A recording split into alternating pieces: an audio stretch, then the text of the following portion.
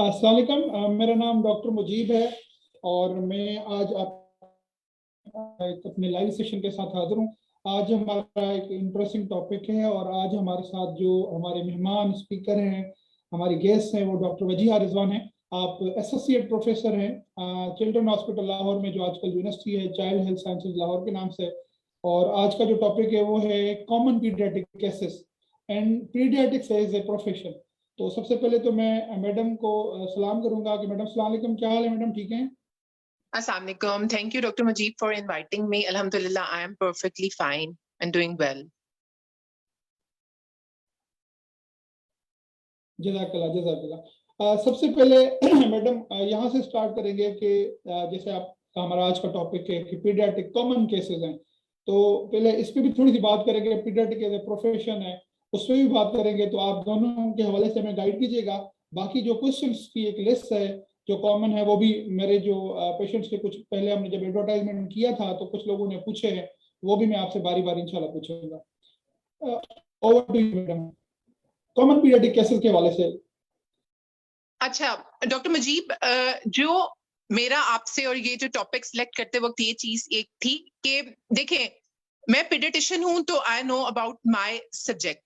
हमारे कंट्री के अंदर एक बहुत बड़ा अलमिया ये है कि जो हमारे हाउस जॉब का पैटर्न होता है उसमें 3 मंथ्स मेडिसिन की जाती है, 3 मंथ सर्जरी की जाती है, पीड्स एक ऑप्शनल के तौर पे आता है, और जनरली जब मेडिकल ऑफिसर लोग बनते हैं तो उनका कोई पीडियाट्रिक एक्सपोजर नहीं होता।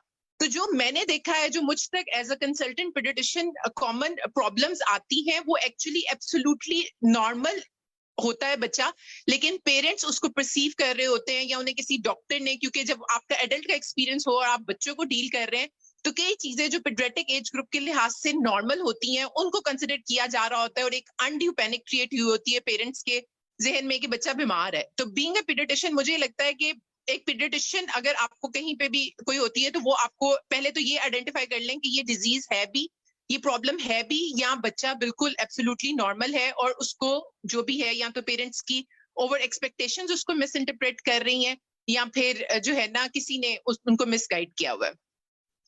इसके अलावा सेकेंडली एब्सोल्युटली जो नॉर्मल पीडियाट्रिक प्रॉब्लम्स होती हैं उसमें अपर रेस्पिरेटरी ट्रैक्ट इन्फेक्शंस आ जाते हैं, एक्यूट गैस्ट्रोएंटेराइटिस आ जाता है, निमोनियाज आ जाते हैं।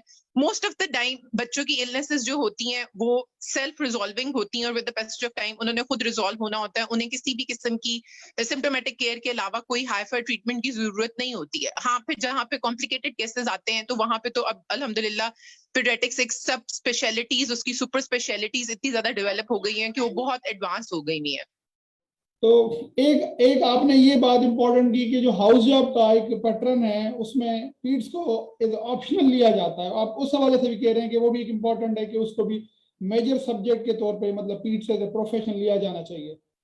देखिए डॉक्टर मजीद क्या कहते हैं, इसको आगे हमारे वीसी साहब भी इसके ऊपर बहुत ज्यादा कह रहे हैं। देखें, जब आप एक मेडिकल ऑफिसर बनते हैं तो आप बीएचयू में बैठ रहे हैं, आरएचसी में बैठ रहे हैं, या आप एक प्राइवेट हॉस्पिटल में बैठ रहे हैं, तो अगर आपका पीड्स का एक्सपीरियंस ही नहीं है कोई, क्योंकि हर रोटेशन में मैक्सिमम 6 लोगों को, 10 लोगों को, 12 लोगों को पीड्स की रोटेशन मिलेगी, या मैक्सिमम कोई अगर बहुत बड़ा हॉस्पिटल है तो 20 को, तो आपके तकरीबन 200 स्टूडेंट्स जो आपके पास आउट होते हैं किसी छोटी जगह से, मतलब आपके तकरीबन 70% वो होते हैं जिनका पीड्स का कोई एक्सपीरियंस नहीं होता। But when you are medical officer तो आप फर्स्ट हैंड पे उनको रिसीव कर रहे होते हैं। तो जो एडल्ट की चीजें मतलब एडल्ट के अंदर नॉर्मल है वो बच्चे के अंदर हो सकता है नॉर्मल हो, और जो बच्चे के अंदर नॉर्मल है आपको लग रहा है बीइंग एन एडल्ट फिजिशियन, वो हो सकता है कि बिल्कुल नॉर्मल एक चीज हो। जैसे कि आप सिर्फ इतना समझ लें कि एक न्यू बॉर्न का रेस्पिरेटरी रेट 60 तक नॉर्मल होता है, जबकि एक जो एडल्ट है उसका 16 होना चाहिए, बच्चे का 60 भी नॉर्मल होता है। तो इसी तरह हार्ट बीट के अंदर, हार्ट रेट के अंदर, ग्रोथ पैरामीटर्स के अंदर बहुत डिफरेंस होता है। तो अगर एक ऐसा बंदा आपको देख रहा है जिसका कोई भी पीडियाट्रिक एक्सपीरियंस नहीं है, तो बड़े चांसेस होते हैं कि वो मिसगाइड हो जाए। जैसे कि आज ही सुबह सुबह one of very close friend of mine called me कि उसकी बच्ची का कोई इशू था, और एक एडल्ट बहुत बड़े जो है ना एडल्ट फिजिशियन है, बच्चे की आई लैशेस फॉल कर रही थी, तो उन्होंने कह दिया कि टीएसएच कराएं। अब वो टीएसएच मार्केटली रेस था, लेकिन डॉक्टर्स ऑफ फॉरगॉट के ये जो टीएसएच होता है ये इन्फेक्शन में रेस हो जाता है, और वो बच्चे के लिहाज से नॉर्मल रेंज थी और वो बहुत पैनिक हुई हुई थी। तो वो मुझे हमेशा ये लगता है कि अगर आपके बच्चों का मामला है तो इट्स बेस्ट कि आप एक पीडियाट्रिशियन को ही अप्रोच करें, उस बंदे को कि जो क्वालिफाइड हो। तो कई बार वो प्रॉब्लम होती ही नहीं है जो प्रॉब्लम परसीव की जा रही होती है। आपने कहा कि हाउस जॉब के हवाले से ये जो है इसको माइनर नहीं रखना चाहिए, उसमें बात हो रही थी। तो इसका आपके पास as a pediatrics as a profession house job से लेके पीडीशिप तक आप थोड़ा सा गाइड कीजिएगा, तो उसके बाद फिर हम क्वेश्चंस लेते हैं। अगर आपसे पूछा जाए, आप एज ए पीडियाट्रिशियन है, आपने पीजी ट्रेनिंग की है, पाकिस्तान के बेहतरीन इदारे में आप काम कर रहे हैं, तो as a paediatrician as a profession आप कैसे देख रहे हैं? देखिए मुजीब, क्या कहते हैं, जहां तक पीट्स का सवाल आता है और ये कि हाउस जॉब को कर देना चाहिए, ऑप्शनल करना चाहिए या हमें इसको कंपल्सरी कर देना चाहिए। देखिए डॉक्टर मुजीब, अगर हम बाकी सारे प्रोफेशन एक जगह होते हैं, बीइंग अ डॉक्टर ना हम पे बहुत ज्यादा रिस्पॉन्सिबिलिटी है। हम एक देखें, अगर एक इंजीनियर है, आपने एक इंजीनियरिंग कर ली, फिर आपकी जॉब की रिक्वायरमेंट क्या है उसके अकॉर्डिंगली आप अपनी कंटिन्यूअस मतलब अपनी ट्रेनिंग भी करते हैं, एक्स्ट्रा ट्रेनिंग भी करते हैं। आप किसी जॉब पे हैं, उसकी रिक्वायरमेंट है, आपको एडिशनल कोर्सेज पे भेजा जाता है। आप खुद सोचते हैं, बीइंग अ पीडियाट्रिशियन, मैं अब एक कंसल्टेंट हूँ, एसोसिएट के तौर पे काम कर रही हूँ। आई वांटेड कि मेरे टीचिंग स्किल इंप्रूव हो, तो मैंने मास्टर्स इन मेडिकल एजुकेशन में खुद मैंने एडमिशन लिया, क्योंकि मैं अब एक चीज, मेरी जॉब आ गई है, मैंने इसको एक्सेप्ट कर लिया, मैंने एक रिस्पॉन्सिबिलिटी एक्सेप्ट कर ली। If there is some deficiency, we are not kids के हर किसी ने हमारी स्पून फीडिंग ही करनी है। हमें खुद भी पता है, हमें अपने बारे में पता है कि ये मेरी डेफिशिएंसीज हैं बीइंग अ डॉक्टर। तो इसलिए गवर्नमेंट करती है कि नहीं करती है, आपका एक्सपोजर होना चाहिए। अगर आप कहीं पे मेडिकल ऑफिसर हायर कर रहे हैं और आपको पता है कि आपके पास इतने रिसोर्सेज नहीं है या फाइनेंशियल आपकी इतनी कैपेसिटी नहीं है कि आप अलग अलग पीट्स के लिए अलग एमओ हायर करें, मेडिसिन के लिए अलग एमओ हायर करें, तो आप उस बंदे को प्रेफर करें जिसका मेडिसिन का एक्सपीरियंस भी हो, सर्जरी का भी हो, पीडियाट्रिक्स का भी हो। क्योंकि at the end of the day आप जानों के लिए अल्लाह ताला को जवाबदेह हैं। यहाँ हम किसी भी तरीके से बच जाएं, लेकिन नेग्लिजेंस होगी जब आप उस चीज को कर रहे हैं जिसके लिए आप कंपिटेंट नहीं है, या तो आप वो चीज ना करें। अगर आपने ले ली है तो ये आपकी भी रिस्पॉन्सिबिलिटी है कि आप अपने नॉलेज को इंप्रूव करें। You can go for internship, you can go for observerships, you can assist some consultant in their private. आपका मतलब, हमारे पास बहुत लोग आते थे कि अच्छा हम करते हैं, हम एज ए मेडिकल ऑफिसर काम कर रहे हैं, हमारा पीट्स का एक्सपीरियंस नहीं है, 1 मंथ के लिए उन्होंने आ जाना पीडियाट्रिक्स में और एक्सपीरियंस ले लेना। दो कि गवर्नमेंट से हमारी बहुत ज्यादा रिक्वेस्ट होगी कि जहाँ पे उन्होंने 3 मंथ मेडिसिन को किया, सर्जरी को किया, वो पीट्स को भी कंपल्सरी करें। क्योंकि आपको पता है वर्ल्ड वाइड जो हेल्थ के इंडिकेटर्स हैं वो इन्फेंट मोर्टेलिटी या न्यूनेटल मोर्टेलिटी, और हम उसमें टॉप में आते हैं। तो जब एक बंदे का एक्सपीरियंस ही नहीं है न्यूबॉर्न की रिससिटेट करने का या न्यूबॉर्न का सीपीआर करने का या एडवांस लाइफ सपोर्ट का, तो वो कैसे बच्चे बचेंगे? फिर ऐसे ही होंगे कि रिसीव डेड होंगे और हम डेथ सर्टिफिकेट्स पकड़ाएंगे। लेकिन अगर आपका जरा सा भी एक्सपीरियंस होता है, और ये हमारी अपनी रिस्पॉन्सिबिलिटी भी है, मैं इस चीज पे बिलीव करती हूँ मुजीब के, जब हम ऐसे करते हैं तो 4 फिंगर्स अपनी तरफ हैं। तो हमें हमारे मुल्क में बहुत कुछ है। मैं या आप डॉक्टर बन गए हैं, अगर हम डॉक्टर बन गए हैं, एमबीबीएस करके इधर तक बैठे हुए हैं, मेरिट एग्जिस्ट। फिर आप अपनी कामयाबी को तो कह देंगे ये मेरी वजह से है, और जो आपकी नाकामी है आप उसको कहेंगे इस मुल्क का कुछ नहीं हो सकता। तो that's not fair at all. हम सबको ये सोचना चाहिए कि हम इंडिविजुअल तौर पे अपना पार्ट कैसे प्ले कर सकते हैं, क्योंकि जब हम कब्र में भी जाएंगे तो भी हम सिर्फ जो हमने किया है उसके लिए आंसरेबल होंगे, जो एनवायरनमेंट था उसके लिए आंसरेबल नहीं होंगे। आपने आज, मेरा तो दिल कर रहा है कि इसी को कंटिन्यू करें। ये बहुत जबरदस्त बातें आपने आज की हैं और इस बात को कोई टच नहीं करता, खास करके डॉक्टर्स कम्युनिटी, कि हम अपनी डिफिशियंसी के बारे में बात करें। जहाँ पे सक्सेस होती है तो वहाँ पे तो हाईलाइट करते हैं, जहाँ पे नेग्लिजेंस होती है छुपाते हैं। ये बिल्कुल एक मतलब चीज है जो विजिबल नहीं होती बज़ाहिर, बट ये है कि फैक्ट है, लोग इसको मानते हैं। तो अब जैसे आप चिल्ड्रन वाली बात करें, बहुत सी ऐसी पिक्चर्स हैं वायरल होती हैं, एक बेड पे बहुत ज्यादा पेशेंट होते हैं। थोड़ा सा इस चीज को टच करते हैं, फिर मैं क्वेश्चन ले लूंगा इंशाल्लाह। वो ये भी एक बहुत बड़ा एक स्टिग्मा है कि इस पे बात नहीं होती। ये किस तरह मैनेज होना चाहिए, क्योंकि चिल्ड्रन हॉस्पिटल्स बहुत कम है, पेशेंट टर्न आउट बहुत ज्यादा है। डॉक्टर मुजीब, जहां पे चिल्ड्रन हॉस्पिटल की बात आती है तो मैं आपको एक बात बता दूं, हमारे जो डीन साहब, now he is a VC, he is a dynamic person. अब हमने अपनी जो चिल्ड्रन हॉस्पिटल के साथ university of child health sciences को रिकॉग्नाइज करा लिया है। ये it's kind of first university in the world.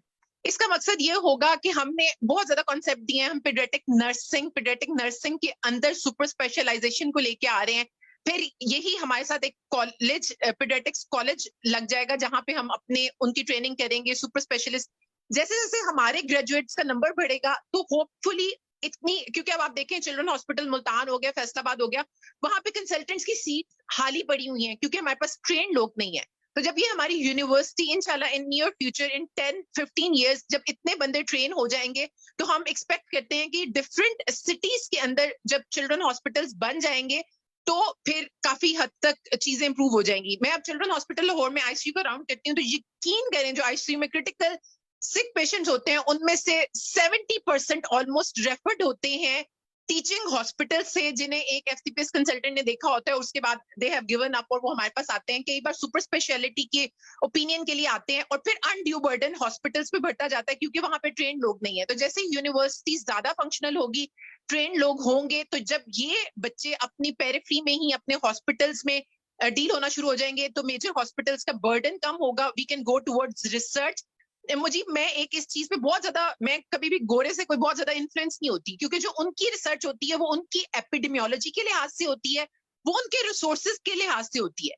जब तक हम रिसर्च अपने रिसोर्सेज, अपनी मतलब हमारे पास क्या चीजें हैं उनके अकॉर्डिंग हम अपनी अगर गाइडलाइंस नहीं बनाएंगे, एक चीज जो हमारे पास, एक इंस्ट्रूमेंट जो हमारे पास एग्जिस्ट ही नहीं करता, गोरे ने तो अपनी गाइडलाइंस उसके अकॉर्डिंगली बनाई, हमारे पास तो वो है ही नहीं। तो जब तक हमारी गाइडलाइंस वो नहीं बनेगी कि बच्चे को कैसे डील करना है रिसोर्स लिमिटेड एरियाज के अकॉर्डिंगली, वो तभी होगा जब रिसर्च होगी, जब मेजर हॉस्पिटल्स में, major institutes like children hospital में पेरिफेरी से रेफर्ड बच्चों का बर्डन इंक्रीज करेगा, तो we will be in capacity के हम रिसर्च की तरफ, और हम दुनिया को बता सकेंगे रिसोर्स लिमिटेड कंट्रीज में how can you save a life. सही सही सही। अभी किसी ने मतलब कमेंट किया है नीचे, उन्होंने 2-3 बातें की है, तो आपकी तारीफ कर रहा है, वो कहते हैं मैडम जो है काफी अच्छा बोल रही हैं, और मुझे यकीन नहीं आ रहा कि मैडम यंग और एसोसिएट प्रोफेसर हैं। तो मैं ये पूछना चाहता हूँ कि मैडम ने इस कैरियर को ऐसे आगे कैसे लिया है? जल्दी इतने प्रमोशन आ गए, आपने एफसीपीएस पास किया हुआ है, एसोसिएट तक पहुंच गए, तो साथ में कह रहे हैं कि मुझे पीडियाट्रिशियन कैसे आगे लेके जाना चाहिए? डॉक्टर मुजीब क्या कहते हैं, I am graduate of Allama Iqbal medical college, 2008 में मेरी ग्रेजुएशन थी, और then I cleared my part 1 in first attempt, और पार्ट 2 भी अल्हम्दुलिल्लाह 2010 में मेरी रेजिडेंसी स्टार्ट हुई थी। आई वाज लकी एनफ कि 2014 में मैंने अपना एग्जाम पार्ट 2 क्लियर कर लिया था। मुझे मेरे टीचर ने एक बात कही थी कि हर रोज जो आप पेशेंट देखते हैं ना, आप वो पेशेंट ऐसे देखें कि आपने एग्जाम में प्रेजेंट करना है, और मतलब मेरे प्रोफेसर साहब कहते थे ये दिन है, तो मैं कहती थी दिन है, ये कहते थे रात है तो रात है। मतलब पोस्ट कॉल हो के भी जो क्रिटिकल पेशेंट होता था उसको मैंने डील करना। उन्होंने अगर मेरा लॉन्ग केस लगाना, मतलब आई स्टिल रिमेंबर कि एक बच्चे की मदर को MI हो गया, and he called me in afternoon के अब कल लॉन्ग केस तो कैंसिल नहीं होगा, करोगी तुम? मैंने कहा ये 6 घंटे के अंदर लॉन्ग केस हो, वो भी न्यूनेटल जॉइंटिस का। तो फिर मैंने, I never said no to my professor when it came to teaching और लर्निंग के एक्सपीरियंस पे। तो अल्हम्दुलिल्लाह वो रेजिडेंसी बड़ी अच्छी रही। उसके बाद आई वेंट टू चिल्ड्रन, वहां पे मेरा जो एक्सपोजर था उसने मुझे बहुत हेल्प आउट किया। I cleared exam in first attempt, then I was lucky enough के मेरे पास उस, जब मैंने अपना एग्जाम क्लियर कर लिया तो आई वाज लकी एनफ कि मेरे पास 2 ऑप्शन आए। आई was selected for scholarship in UK Birmingham for second fellowship in pulmonary paediatric pulmonology में, बच्चों की छाती और ये जो चेस्ट लंग्स के हैं, इसके लिए मैं यूके बर्मिंघम में स्कॉलरशिप पे सिलेक्ट हुई थी चिल्ड्रन हॉस्पिटल से। Second option, within 6 month of my residency मुझे मिला कि मैं as an assistant professor join कर लूं सियालकोट में, जो कि मेरा होम टाउन था। तो सब लोगों ने मुझे कहा कि तुम बेवकूफी कर रही हो, पीछे की तरफ कौन जाता है, गांव मतलब वो इतना डिप्राइव्ड है, रिसोर्स डिप्राइव्ड एरिया है, तो तुम सियालकोट क्यों जा रही हो? और तुम इट्स अबाउट इन 2015, तब मेरे एग्जाम को पास हुए तकरीबन 6-7 मंथ्स हुए थे। यूके की स्कॉलरशिप थी, बहुत लोग चाहते थे मैं यूके जाऊं, लेकिन डॉक्टर मुजीब मैंने एक चीज सोची कि मैं यूके जाऊंगी तो मैं क्या सीख के आऊंगी। मैं तो सिस्टिक फाइब्रोसिस के क्लिनिक में, वो कहते थे कि यहाँ पे बर्डन बहुत ज्यादा है, आप 6 मंथ, मैंने कहा ये तो मेरे पास तो जेनेटिक स्टडीज नहीं है, या वो जो करते हैं एंजाइम थेरेपीज करते हैं या वो करते हैं, मेरा मसला तो टीबी है, मेरे मुल्क का मसला तो टीबी है, जो वहां मैंने केस ही नहीं देखना। तो मैं उधर से ट्रेन होके आती हूँ, तो मैं कितनी अपने कंट्री के लिए इफेक्टिव होंगी। तो इससे बेटर नहीं है कि मैं उस एरिया में जाऊं जहां पे मैं केसेस देखूंगी, वहां से जिधर से मुझे रेफरल आता है मैं वहां जाऊं, मैं उनकी प्रॉब्लम्स को असेस करूं कि क्या वजह है कि वो यहाँ पे रेफर करते हैं। मेरे पास जब लैब इन्वेस्टिगेशन नहीं होगी तो मैं पेशेंट को कैसे मैनेज करूंगी? अल्हम्दुलिल्लाह I established ICU there, neonatal ICU बनाया, पीडियाट्रिक आईसीयू बनाया, वेंटिलेटर लेके कहाँ आई, पे, मैं एबीसी सॉरी इंटरप्ट कर रहा हूँ, मैं किस जगह पे बनाया? ये सियालकोट में था, हाजा सफदर मेडिकल कॉलेज में, सरदार बेगम हॉस्पिटल में। और हमारा जो आईसीयू था उस पे डोनेशन भी हमें अफजल सेंटर वाले नर्सेस की डोनेशन देते थे और हम उनको पे करते थे। वी डिडंट हैव एबीजीज, लेकिन हमने हर चीज को अपने रिसोर्सेज के अकॉर्डिंगली टैकल किया। और मेरे पास डाटा में था कि हमने 360 बच्चे अगर वेंटिलेट किए तो हमने 220 बचाए। मैं वो सारा हेल्थ सेक्रेटरी को भी मैंने अपना डाटा करके कि ये आप रिसोर्सेज आपकी, वो अल्लाह का शुक्र है कि ट्रेन भी थे, हमारे पीजी ट्रेनीज भी थे, अल्लाह ताला भी देता गया, मदद होती गई। रेजिस्टेंस भी बहुत आई, छोटी जगह की पॉलिटिक्स बहुत होती है। एमएस की तरफ से प्रेशर होता था कि नहीं वेंटिलेटर रखोगी, सिक पेशेंट लेने पड़ेंगे, किसी की डेथ होगी, आंसरेबल होगी। एक हेल्थ कमीशन का केस भी भुगता। वो जब आप केस में फंसते हैं ना, फिर कोई नहीं देखता कि आपके पास क्या था क्या नहीं था। वो आपसे नहीं देखेंगे कि आप साल में बैठे हुए हैं, आपके पास एबीजीज नहीं थी। वो आपको वही करेंगे कि बीबी नहीं थी तो करती क्यों थी। तो वो सब कुछ भी भुगता, बुरी चीजें भी देखी, सब कुछ देखी। लेकिन I got a special achievement award from my government. फिर जब पीपीएससी के इंटरव्यू आए 2019 में, I was selected as assistant professor. और फिर देन आई थॉट कि नहीं, अब अभी मेरा टाइम लर्निंग का है। पैसे भी बड़े थे, पेरिफी में काम करके पैसे भी कमा लिए, इतने पैसे हो गए कि मुझे कोई टेंशन नहीं थी। I came back to Lahore, I join children hospital Lahore, क्योंकि मुझे लगता था कि अभी जो मैंने एक जगह पे काम कर लिया, मुझे अपनी डेफिशिएंसीज पता चल गई हैं, I need to improve them. फिर मैंने मास्टर्स इन मेडिकल एजुकेशन करना था। अब अल्हम्दुलिल्लाह जब मुझे 5 years as an assistant professor हो गए थे, I took additional charge of associate professor. हमारी समरी गवर्नमेंट की तरफ से डीपीसी के अंदर आगे प्रमोशन के लिए चली गई है। एट प्रेजेंट मेरे पास एडिशनल चार्ज जरूर है, क्योंकि मुझे 6.5 years एज एन एपी हो चुके हैं। तो होपफुली अब समरी भी आगे गई हुई है उसकी। लेकिन इट डजंट मैटर, क्योंकि आप प्रोफेसर बन जाते हैं when you have experience of 9 years as an assistant professor. तो क्योंकि वो मेरा 6.5 years का एपी का एक्सपीरियंस ऑलमोस्ट हो चुका है, तो इसलिए वो मुझे टेंशन नहीं है, क्योंकि वो मुझे पता है कि अच्छा ये 3 to 3.5 years है। तो मैं मजाक करती हूँ, अपने सीनियर्स को कहती हूँ कि मुझे तो जब प्रोफेसरशिप ऑफर होगी तो मुझे अगर वो चीन भी भेजते हैं ना तो मैं चली जाऊंगी। यहाँ पे ये मैं पॉइंट हाईलाइट करना चाहती हूँ कि हम अपनी कंट्री में दिल बर्दाश्ता होके आयरलैंड तो चले जाएंगे, हम बहरीन तो चले जाएंगे, लेकिन हम सियालकोट नहीं जाएंगे, हम सरगोदा नहीं जाएंगे। मतलब आप सोचें डॉक्टर मुजीब के जितने प्रोफेसर्स की प्रमोशन हुई है, जिनको सरगोदा की ऑफर हो रही है, जिनको मुल्तान की ऑफर हो रही है, वो जाते ही नहीं, दे डोंट गिव ज्वाइनिंग। और फिर वो रेजिस्ट करते हैं। हम ब्यूरोक्रेसी से मुकाबला करते हैं, हम कहते हैं कि ये अपने आप को क्या समझते हैं। ब्यूरोक्रेट ने कभी रेजिस्ट किया है? जब वो ब्यूरोक्रेट एक बनता है तो उसको पहले वो हार्ड एरिया में भेजते हैं 1 साल। ये उनका असूल होता है कि वो अपने प्रोविंस में सर्व नहीं करेगा, वो बाहर जाके सर्व करेगा। और हम यहाँ से 2 घंटे की ट्रेवलिंग की जॉब ऑफर को मुस्तरद करते हैं और फिर हम कहते हैं कि हम पीछे क्यों रह गए। तो वो जब आपने करना होता है तो आपको बोल्ड स्टेप भी लेने पड़ते हैं। वो जो मैंने सियालकोट में जाके सर्व किया 3.5 years, मैं ना जाती तो मैं अगर यूके से वापस आती तो मैं एसआर की जॉब ही ढूंढ रही होती। वो सियालकोट में जाके जो एक बोल्ड डिसीजन था, that gave me experience of 3.5 years as an assistant professor and made me soon after 5 years of my completion of residency to be eligible for associate professor. मैं यहाँ पे ना 2 क्वेश्चंस। मुझे एक बात आपकी बहुत अच्छी लगी कि आपने कहा कि आप बाहर नहीं गई, आपको चांसेस थे, स्कॉलरशिप थी, तो आपने स्कॉलरशिप को भी ठुकरा दिया, आप you prefer to stay in Pakistan. मैं यहाँ पे 2 चीजें पूछूंगा कि एक डायरेक्ट क्वेश्चन है कि वहां पे आपको 10-12 लाख की ऑफर होगी या आप कमा सकते थे, या अगर बाहर सेटल हो जाते तो आपका ये डिसीजन यहाँ पे स्ट्रेट फॉरवर्ड अगर बात करें तो क्या क्या ऐसा ओपिनियन था आपका कि यहाँ पे स्टे करना है मुझे? 2 चीजें होती हैं, 2 चीजें होती हैं मुजीब के, मेरा 2 चीजों पे फर्म बिलीव है। 2 चीजें आपको ढूंढ लेती हैं, एक आपकी मौत का वक्त और एक जो पैसा आपकी किस्मत में लिखा हुआ होता है। ठीक, तो if you can hear me doctor Mujeeb. जी जी जी बिल्कुल बिल्कुल। अच्छा डॉक्टर मुजीब, जब मेरी रेजिडेंसी स्टार्ट होनी थी ना, जब मुझे रेजिडेंसी मिलनी थी, तो चिल्ड्रन हॉस्पिटल में सीट खाली थी और मैं ग्रेजुएट हूँ इलामा इकबाल मेडिकल कॉलेज की, वहां पे सीट नहीं थी। मेरी सिलेक्शन चिल्ड्रन में पेड सीट की हुई और जो उधर था इलामा इकबाल था, वहां पे मुझे ऑनररी ज्वाइन करना था। मैं क्योंकि वहां की ग्रेजुएट थी, उस टाइम मैंने इलामा इकबाल को प्रेफर किया ऑनररी सीट पे। लेकिन जो पहले दिन से ही मुझे सैलरी मिली, और सैलरी कहाँ से मुझे आती थी? चिल्ड्रन हॉस्पिटल से। मेरी पीपीएससी के एमओ के इंटरव्यूज हुए, मेरी सिलेक्शन हो गई और मेरी सीट चिल्ड्रन की थी। गवर्नमेंट ने उस टाइम पे अलाउ कर दिया था क्योंकि पहली दफा पीपीएससी के इंटरव्यूज आए थे 210 में, तो उन्होंने कहा था जिस जगह पे आप रेजिडेंसी कर रहे हैं आप वहीं पे काम करें, आपकी जो इंस्टीट्यूट जहां पे आपको पीपीएससी की सीट मिली है वो आपको सैलरी देगी। तो मुझे चिल्ड्रन सैलरी देता था और काम में करती थी जिना में। तो मैं एक चीज समझ गई थी कि पैसा मेरे पीछे आएगा, लेकिन जहां पे मैं अपनी विश पे, मैं अपनी जो मेरे एम्स हैं उन पे मुझे कॉम्प्रोमाइज नहीं करना। अब देखें, चिल्ड्रन मैंने नहीं उस टाइम ज्वाइन किया, मैंने अपना पीरियड, लेकिन सैलरी मुझे चिल्ड्रन ही देता था। मेरी किस्मत में पैसा वहां का था, वो मुझ तक आ गया। जितना पैसा मुझे यूके में जाके मिलता उतना ही मैंने सियालकोट में कमा लिया। सियालकोट में प्रैक्टिस करना बहुत आसान था, जहां पे मैं करती थी। कितने साल आपने सियालकोट में लगाए, ये जरा थोड़ा बताइएगा। मैंने 3.5 years किए थे वहां पे। मेरा 3 years का कॉन्ट्रैक्ट था, then I got contract extension, then I was selected in PPSC. तो वो 3 साल में जब मैंने पेरिफेरी में बैठ के पहले महीने ही अपना जो हॉस्पिटल किया था, पहले महीने ही मैंने अपनी प्रैक्टिस स्टार्ट की थी।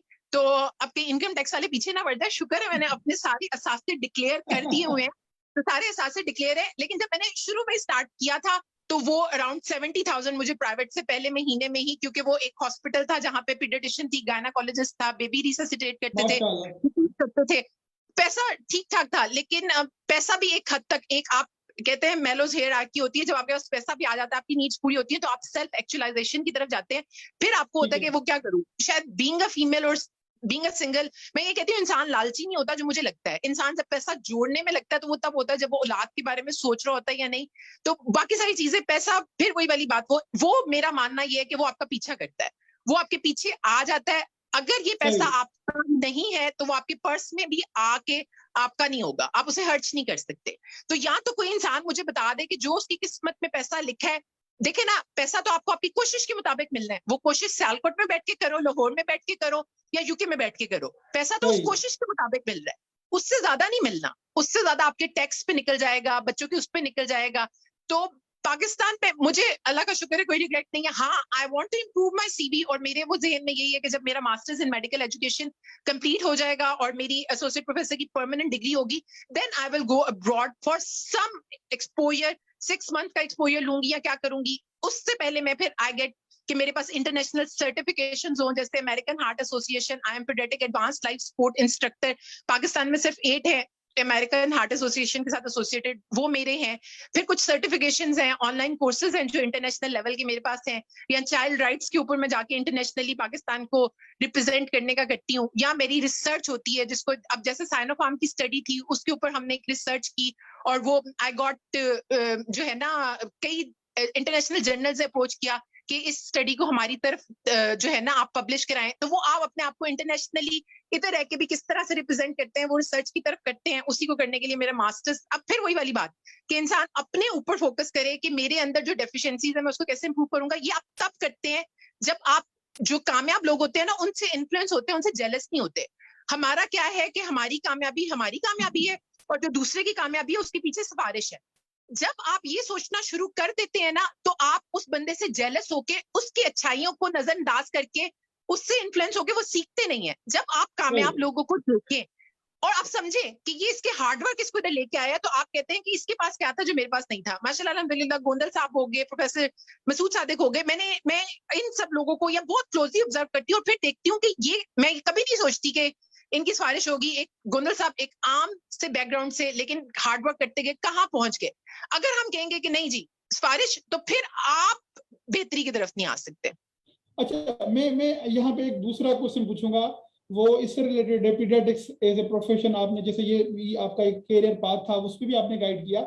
आपने कहा कि सियालकोट में आपने आईसीयू डेवलप किया है। मैं यहाँ पे, ये जो ऑडियंस पीजी ट्रेनीज हैं या जो जीपीज काम कर रहे हैं, खास करके पीडियाट्रिशियन छोटे छोटे शहरों में, अगर आप जानते हो कि डॉक्टर बख्तियार ने आपके साथ काम किया है, डॉक्टर उबैदुल्लाह ने आपके साथ काम किया है, डॉक्टर मुमताज लोगों ने काम किया, ये यहाँ पे सखर में, खैरपुर में, गंबट में, ये अपने अपने इलाकों में कोई तकरीबन एचओडी लग गए। अब आपने जैसे बात की कि आप ये वार्ड डेवलप करते हैं, आईसीयू डेवलप करते हैं, फंड्स की आपने बात की, तो कोई बिगनर है जिसके पास कुछ भी पैसा नहीं है, वो पीडियाट्रिशियन एज ए काम करना शुरू कर रहा है, उसके लिए पूरा पाथ क्या होना चाहिए, कैसे ये आईसीयू डेवलप करे, कहाँ से पैसा आना चाहिए, क्या उसकी रिक्वायरमेंट होनी चाहिए, ये जरा थोड़ा सा तफसील बताइएगा। देखिए मुजीब, अगर आप करना चाहते हैं ना तो गवर्नमेंट भी आपको हेल्प आउट कर देती है। अगर आप करना चाहते हैं, गवर्नमेंट के पास रिसोर्सेज भी होते हैं, सब कुछ होता है, आप कितना एफर्ट पुट इन करते हैं। मसला सिर्फ ये होता है कि जब आप कोई काम करने जाएंगे ना, आप क्रिटिकल पेशेंट लेते हैं, डेथ्स भी होंगी, आपको इंक्वायरीज भी भुगतनी पड़ेंगी, सब कुछ होगा। तो फर्स्ट स्टेप जो होता है ना, जब आप डिसाइड कर लेंगे नहीं मैंने ये करके रहना है, जब आप ये डिसाइड कर लेते हैं तो वसीले बनते जाते हैं। मेरा एक्सपीरियंस डिस्ट्रिक्ट गवर्नमेंट के साथ भी बहुत अच्छा था। उन्होंने बहुत कॉपरेट किया, शुरू में एचओ दिए, मतलब मैं डीसी साहब से मिली जाके और उनको बताया कि जी, ही आस्क्ड मी कि क्या चीज चाहिए तो तुम आगे कर सकती हो। मैंने हाउस ऑफिसर्स लिए, मुझे हॉस्पिटल की एडमिनिस्ट्रेशन की तरफ से रेजिस्टेंस भी आई कि क्यों जी इस तरह से बात हुई।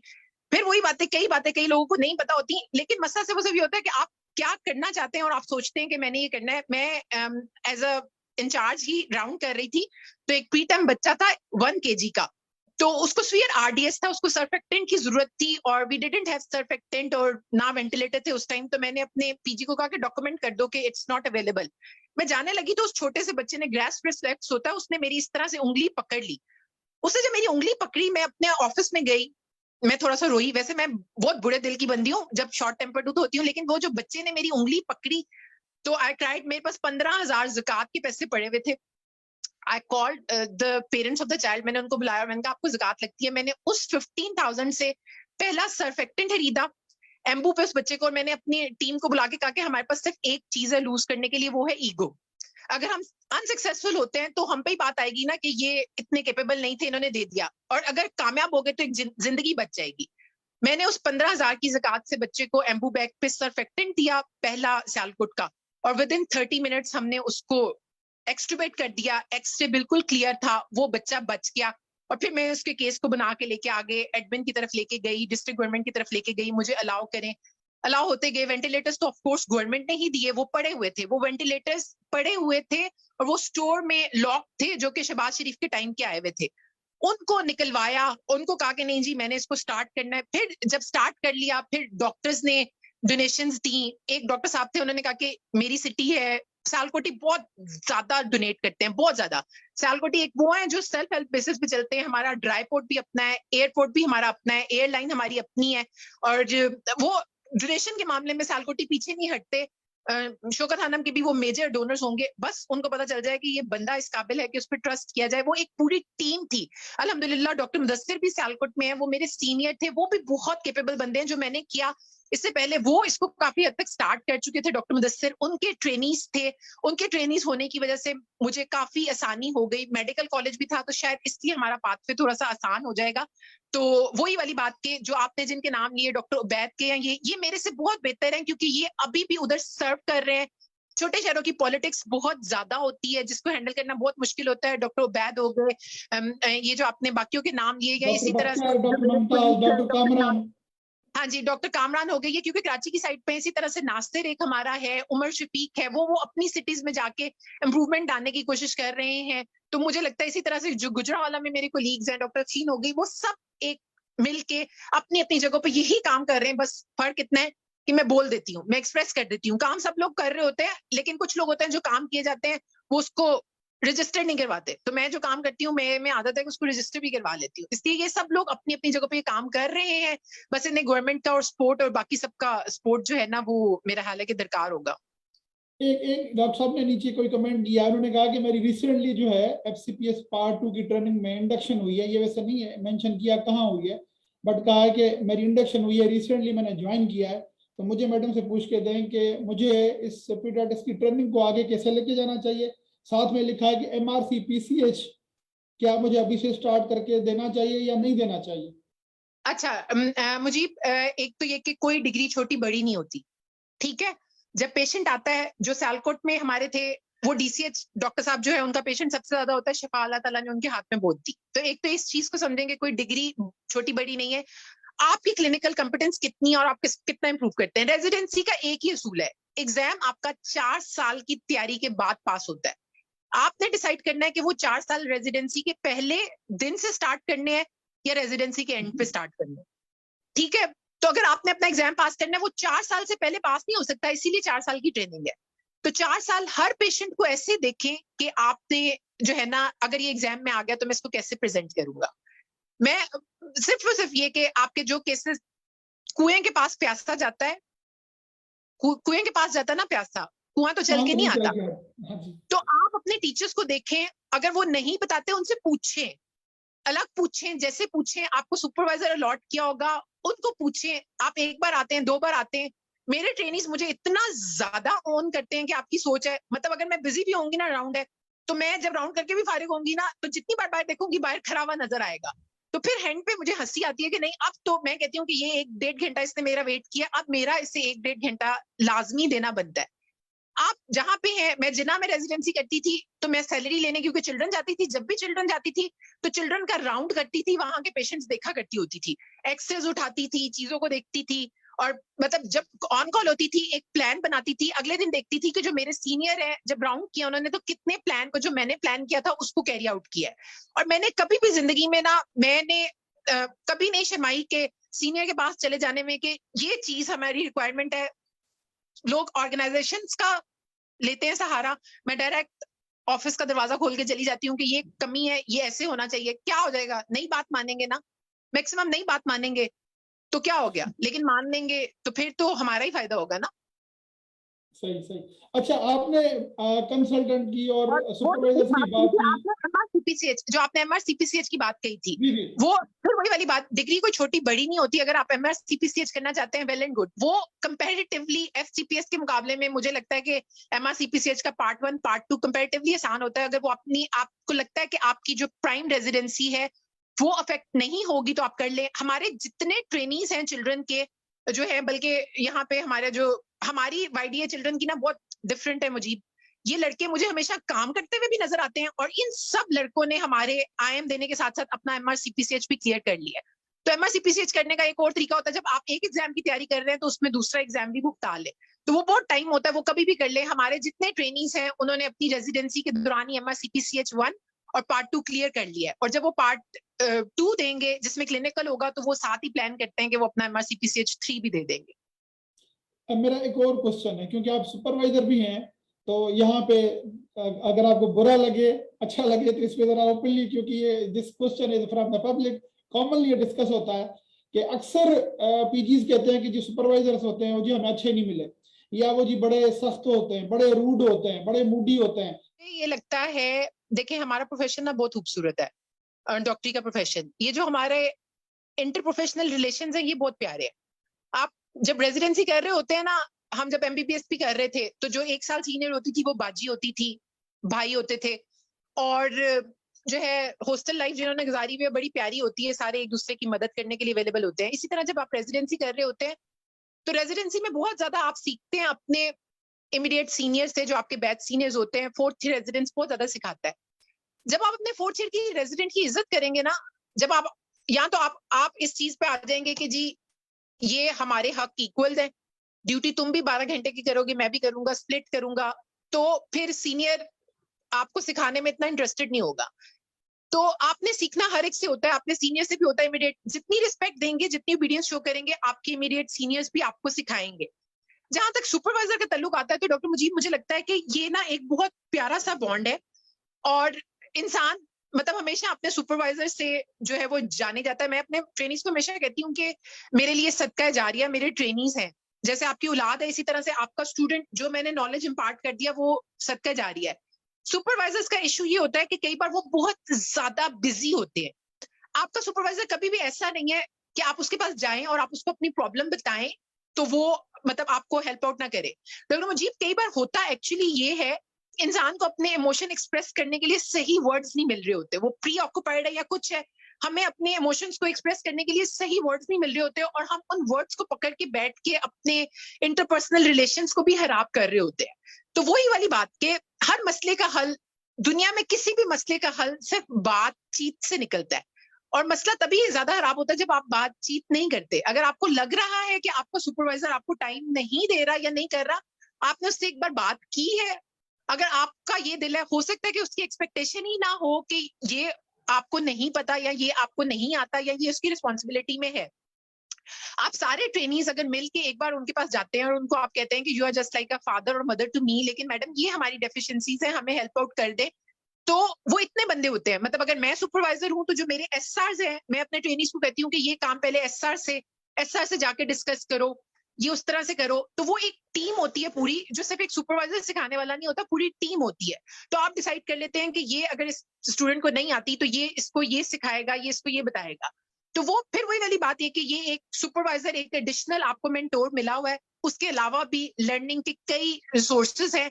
आप फिर वही देखेंगे हम किस चीज का, हमारे सेटअप में हम किस चीज को बेस्ट यूटिलाइज कर सकते हैं।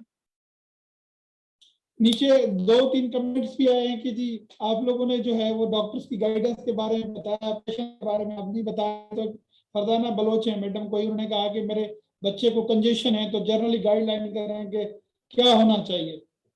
देखिए डॉक्टर मुजीब, इसके बारे में ना मैं इसके बारे में बहुत क्लियर होती हूँ।